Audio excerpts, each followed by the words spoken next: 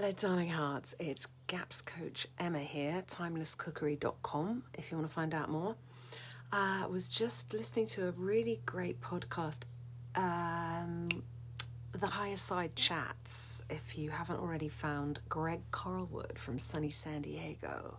He's really chilled and funny and but talks about all the terrible shit that's going on out there, from a point of view of physics, of chemistry, of astrotheology, of Holocaust survivors, trafficked children survivors, but somehow manages to keep us uplifted as we're discovering these horrific things. But he's shining a light on the dark corners, which is what we all need to do if we're going to survive and thrive these troubled times, which is where I get that phrase from. Got it from Greg Carlwood from Higher Side Chat, so go and check him out. So yeah, I was listening to this amazing podcast, this from a Holocaust survivor, and they were talking about the birth control pill.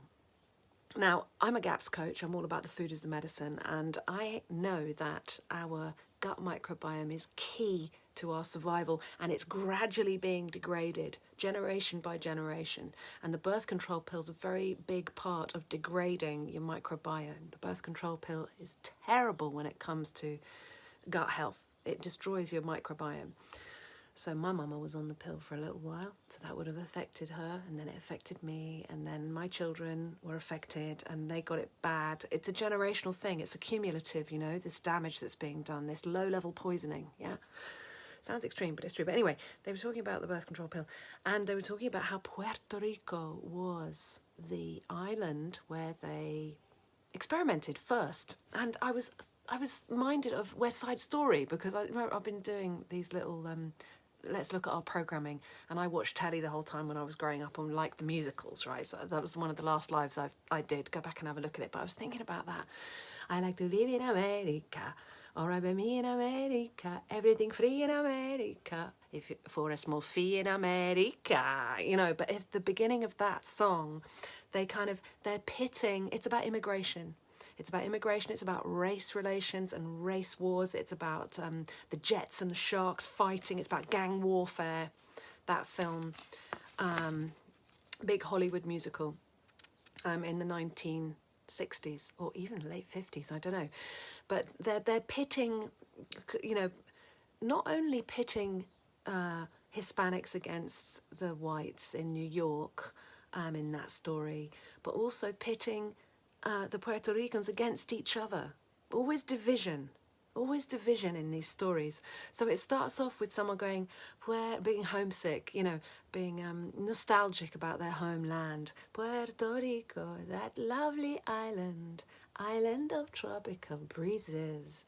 Always the pineapples growing, always the coffee blossom blowing. And then some bitch comes along and goes, Puerto Rico, that ugly island of tropic diseases. Always the hurricanes blowing, always the population growing, and the money owing, and the babies crying, and the bullets flying.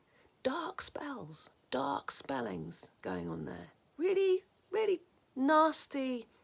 Like, it was a sort of a call and answer song, that song.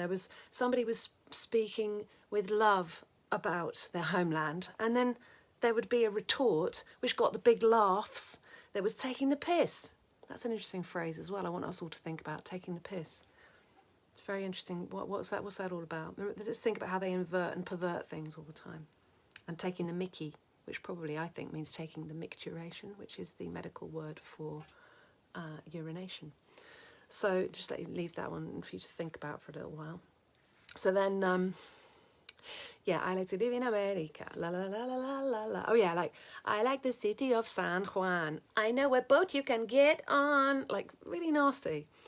Hundreds of flowers in full bloom. Hundreds of people in each room. So they were like bringing on this idea that Puerto Rico was overcrowded, overpopulated, that babies were crying there all the time. There's too many people living there. You couldn't get what you wanted because America's where it's all happening. You know, that was the vibe that was being promoted in that song. Now, excuse me. Vera Sharon was born in Romania in World War II, a child survivor of the Holocaust. And she was detained in a Ukrainian concentration camp at the age of 3. And her mother made it out of there and made it to New York.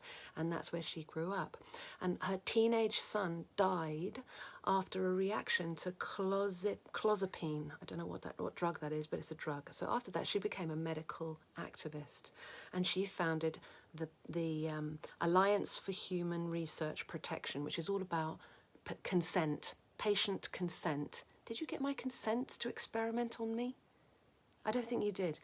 So anyway, I just wanted to share that with you. You can go and check it out if you want to get some info on it.